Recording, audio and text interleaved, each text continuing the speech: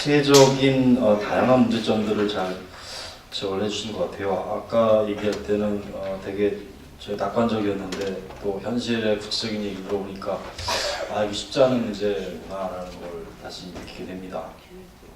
그걸 듣다 보니까 지난주에 사회정책연합 박수대회에서 갑자기 유종희 이사장께서 특강을 하셨는데 특강의 요지가 보니까 우리나라 성장 방식이 한계에 다다랐다. 그래서 바뀌어야 된다. 근데 우리나라 성장 방식이 남의 걸 모방하고 그다음에 이 물량 중심이고 뭐 캐치업하고 이런 데 초점을 맞추다 보니까 기업들도 이렇게 사람 하나하나에 이렇게 역량을 늘리고 학습을 시키고 뭐 이런 것들에 대해서 별로 해오지 않았다라는 거죠. 근데 지금도 여전히 좀 그런 것 같다라는 생각이 들어서 세상에 서로 연결되거나 통하지 않는 문제가 없구나.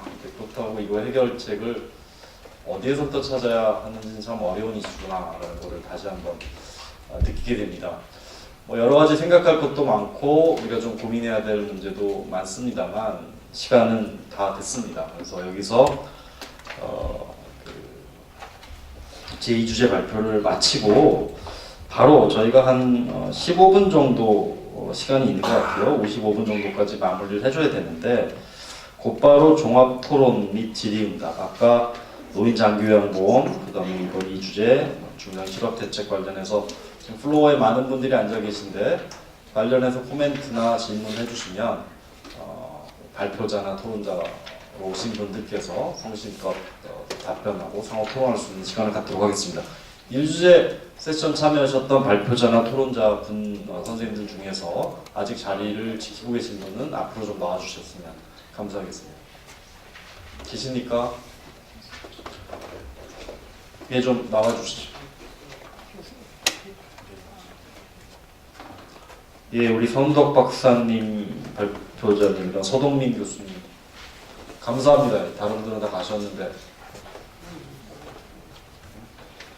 또 예, 잠깐만 이거 좀 좌정을 하고 시작하겠습니다. 또 다른 분 안 계신가요?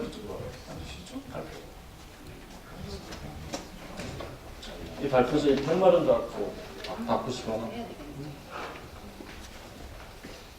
김동섭 기자님 계십니까? 예, 나와주시죠. 예.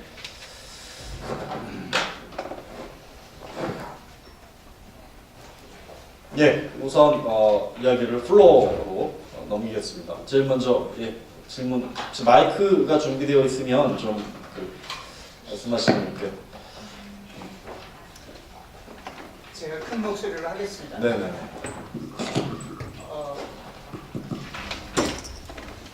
이제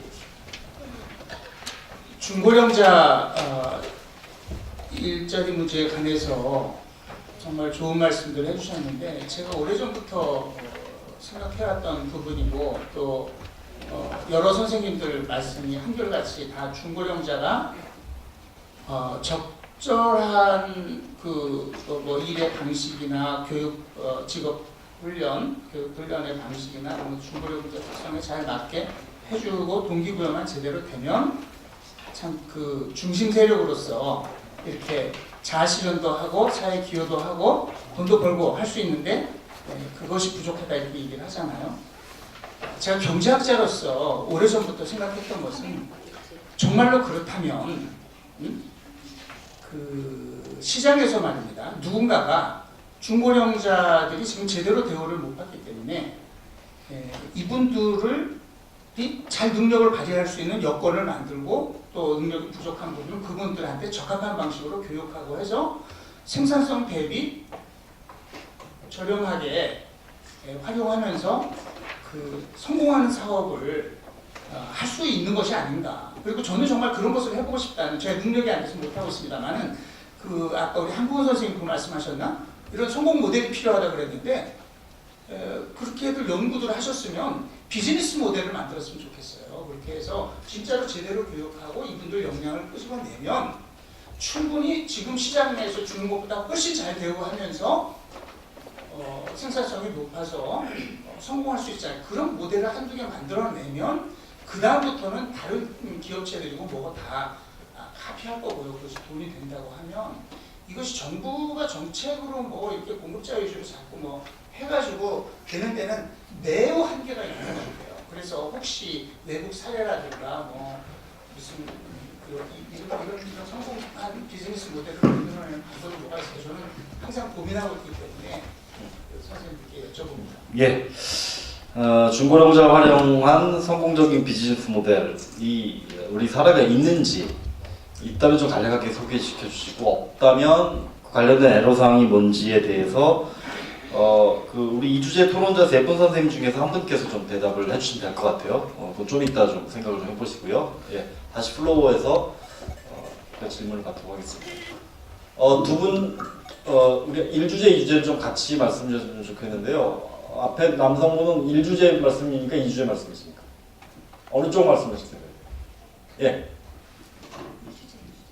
가능하면 1주제 얘기했으면 좋겠습니다. 제가 중간에 들어와서 1주제 2주제 구분이 좀 안 되는데요. 네네. 1주제가 뭐 어느 쪽으로 말씀하시는 거죠? 건강이었습니다. 아, 네. 저는 중장년 실업 대책과 관련해서 좀 말씀드리겠습니다. 예예예.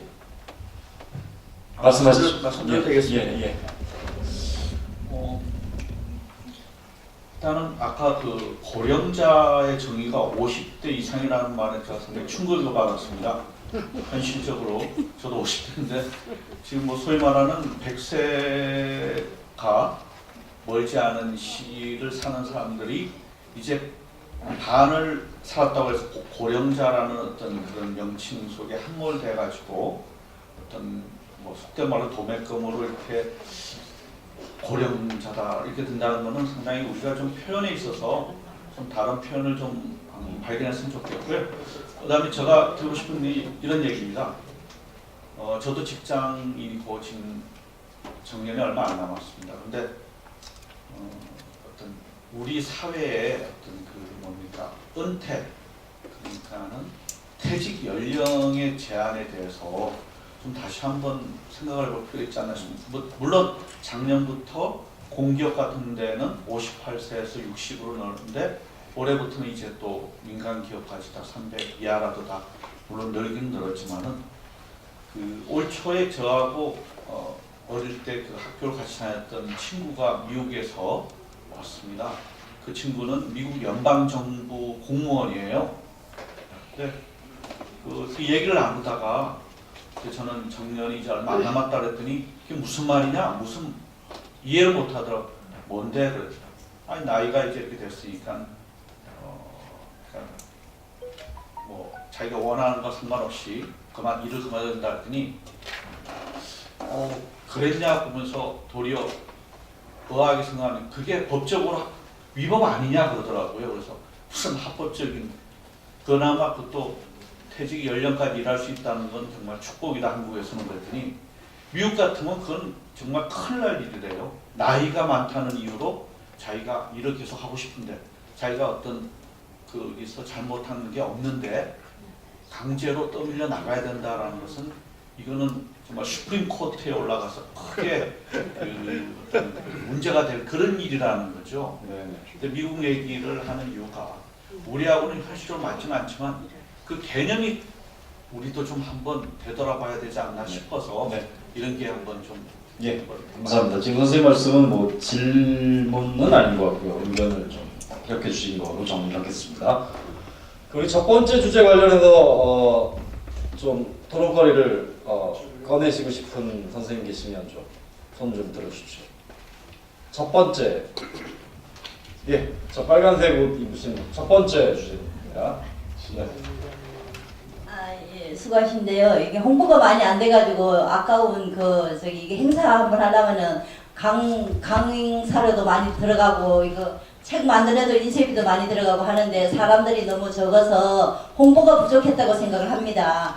그리고 첫 번째 주제 말씀해 주시죠. 예. 아니 그러니까 첫 번째 주제도 앞으로 사람들 좀 모으는데 힘을 쓰셔야 될 거 아닌가 생각이 듭니다. 예, 알겠습니다. 예, 그리고 그렇게 듣겠습니다. 저는 우리 지금 현재 그 중장년 실업 대책에 대해서 일자리가 많이 없습니다. 50대, 60대, 70대들이. 그러면은 지금 이제 자살 예방 차원에서 자살 예방 그 사회 지도자 교육이라든가 이런 거를 좀 관심 있는 분들 또 다음에 이제 뭐 이렇게 정부에서 질책 이런 좋은 정책으로 이제 그 예산 방향도 하고 이런 쪽으로 좀 우리 기자님이 좀 생각을 좀 많이 해주셔서 좀 보도를 해주셨으면 좋겠습니다. 사회 자살 예방 지도자 교육 자격증을 받으려면 30만 원이 돈을 투자를 해야 됩니다.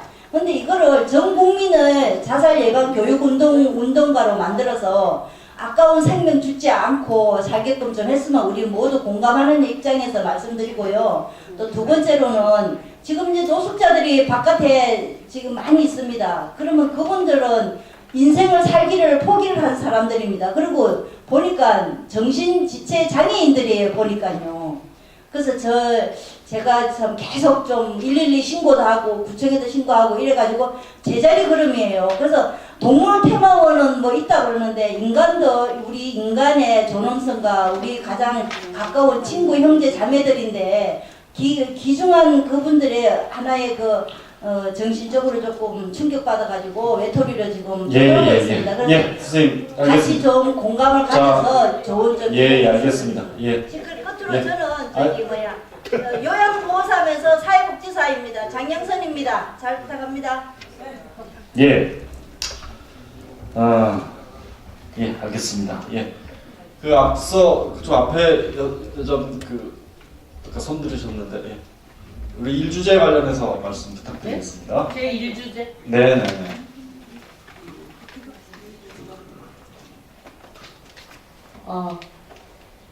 바른데크 실천연대 미래청소년부의 강성범입니다. 네. 예, 저는 이제 그 노인 장기연금 제도의 우리 선우덕 박사님, 뭐 여기에 정말로 질문하고 싶은 건 많지만 그 중에서도 15번에 15페이지에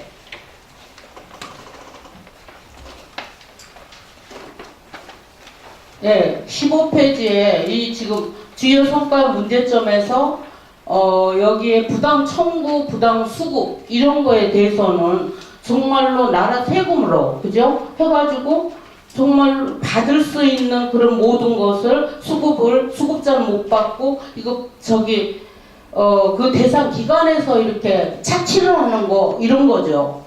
예, 이런 거는 법적으로 이게 그때 발생되지 않는 거 아닌가요? 그 질문만. 예, 그 질문이고요. 네. 두 번째는 우리 이제 지은정 우리 영규님한테 두 번째 질문입니다. 저도 이제 나이가 70이 넘었는데요.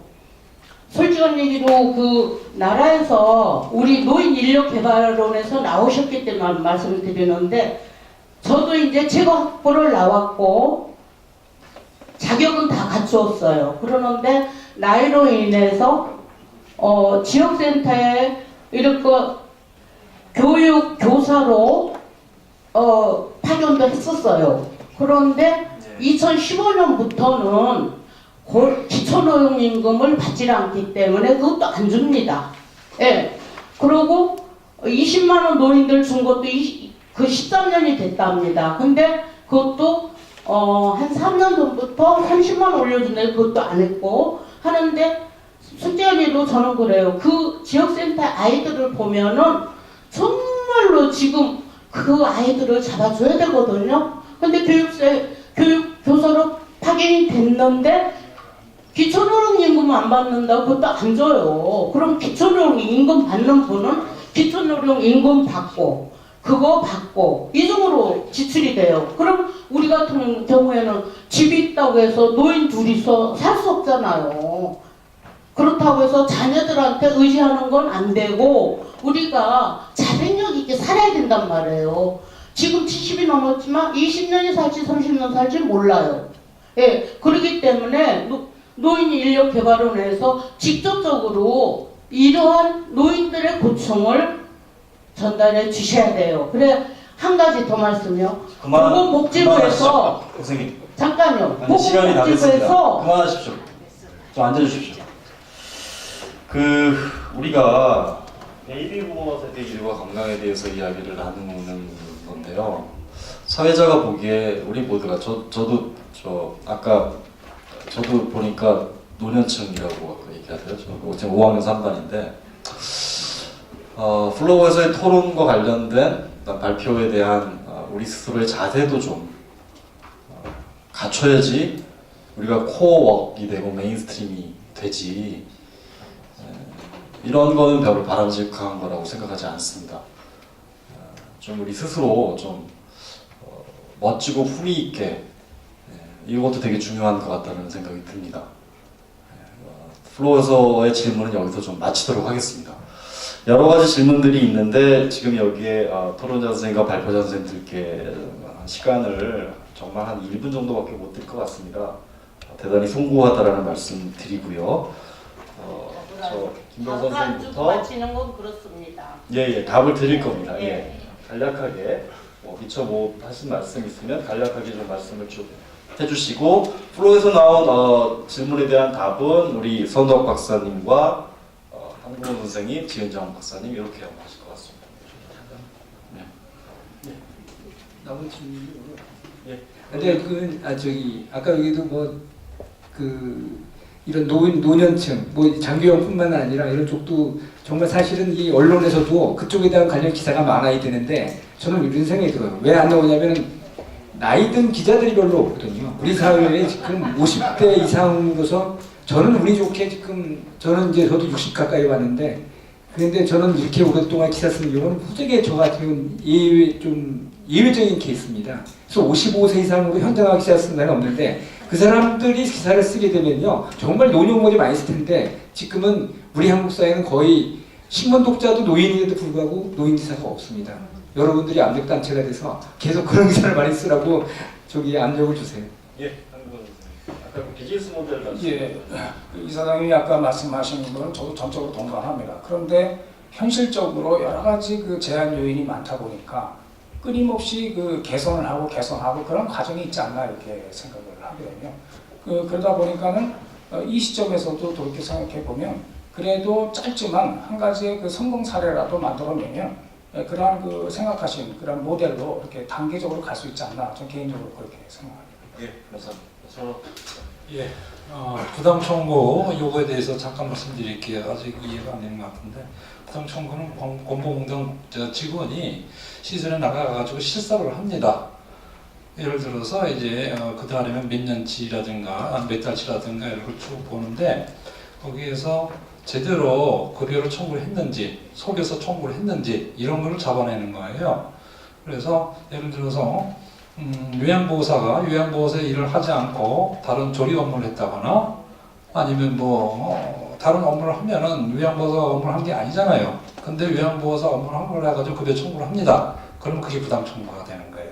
그래서 그런 거를 매달 매일 주기적으로다가 실제 방문을 해서 검증한다는 얘기예요. 그래서 너무나 많은 적지 않은 시설들이 부당하게 그런 일을 저지르면서 하고 있다. 이런 얘기로 말씀드리고 싶겠습니다. 예. 네. 진전 박사님 아까 먼저 하시겠습니까? 네. 일단 이제 한마디 하면 제가 지금 고령자니 보통 55세로 돼 있는데 50대로 중고령자라고 하기 때문에 50세로 보고 그래서 제가 이제 대안으로 제 인생, 제 3기 인생이라고 하는 말로 50대 이후에서 75세까지로 제가 이제 개념을 제안을 했던 거고요.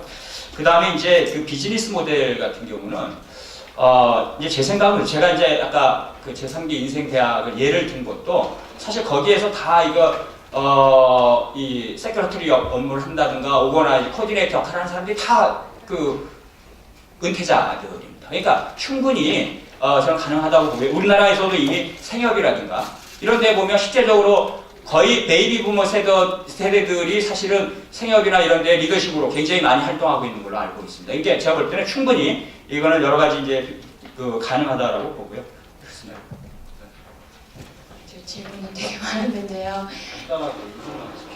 예, 그럼 짧게 다 잘라서 성공 모델은 지금 실버 택배 혹시 기사 많이 보지 않으셨나 모르겠습니다. 실버 택배와 관련해서 이미 해외적으로도 국내적으로 상당히 각광받고 있는데요. 평균 연령이 다 70세가 넘으십니다. 그래서 기업 입장에서는 이직률이 낮아져서 좋고 그리고 그 지역사회에서 호응도가 높습니다. 그리고 지역 주민 사회도 젊은 사람들이 와서 택배하시는 것보다 어르신이 와서 택배 기사를 왔을 때 안심을 해서 오히려 어르신들에게 우리 아이 어린이집 맡겨주세요. 테스트학서 좀 사다 주세요. 해서 지역사회 서비스까지 지금 확장되고 있는 모델로 지금 자리 잡고 있고요. 시간이 된다면 조금 더 성공 모델에서 말씀드리고 싶은데 좀 아쉽고요. 두 번째는 지금 교육형 말씀하셨잖아요. 노인 일자리 사업에서 교육형이 지금 15년에 정책 변동을 하면서 없어졌습니다. 근데 지금 그런 부분에 대한 민원이라든가 건의사항이 계속 있어서 현재 노인 일자리 조합계획을 수립하면서 내년부터는 다시 과거에 했던 교육형 혹은 기초연금을 받지 않으셨던 분들도 참여할 수 있는 모델을 지금 이제 개발 중에 있습니다. 거의 완성이라고 해야 될지 완성 단계가 있기 때문에 조금만 더 기다려주시면 내년에 시범사업으로 다시 실시할 예정입니다. 그리고 세 번째는 계속 고령자 얘기가 나왔는데 고령자 고용촉진법상 고령자는 55세고 중고령자는 50에서 54세입니다. 그리고 현 정권에서 실시하는 신중년 일자리 정책은 5060 세대를 모두 신중년이라고 부르고 있습니다. 그래서 50대가 넘었다고 너무 이렇게 스스로 하시기보다는 신중년으로 새로운 인생을 사실 수 있도록 많이 지원하도록 노력하겠습니다. 네, 감사합니다. 예, 감사합니다. 짧지만 마지막으로 우리 서동민 교수님 계십니다. 그 전반적으로 코멘트 주셔도 좋고요. 아까 미처 못하신 말씀 주셔도 좋겠습니다. 예, 그동안 그 정기보험제도가 10주년을 이제 곧 앞두고 있는데요. 그동안 이제 양적 인프라 확대에 초점이 맞춰 있었다 그러면 앞으로 베이비 부모의 어떤 차별화된 욕구 그리고 수요에 대응하기 위해서는 질적 수준의 향상이 뒤따라야 된다고 생각합니다. 그리고 그 핵심에는 좋은 돌봄의 어떤 관계성을 만들어 나가는 것, 그러니까 어떤 요양보호사의 희생으로만 이루어지는 것이 아니고요. 가족도 참여하시고 어르신도 참여하시고 또 요양보호사의 노동의 어떤 가치가 제대로 평가받을 수 있는 그런 틀 속에서 우리 장비형 서비스가 정말 국민 여러분께 사랑받는 제도로 이렇게 발전할 수 있는 그런 기회가 되었으면 합니다. 예, 감사합니다. 이로써 베이비 부머 세대 일과 건강에 대한 심포지움을 마치고자 합니다. 끝까지 이 자리에 남아서 성실껏 답변해 주신 발표자 선생님들, 토론자 선생님들께 진심으로 감사드리고 무엇보다 2시간 가까이 플로어에 앉아서 열심히 들어주시고 또 좋은 말씀해 주신 플로어에 앉으신 모든 중장년 여러분들께 진심으로 감사 말씀 드리면서 오늘 세미나를 이상으로 마치도록 하겠습니다. 감사합니다.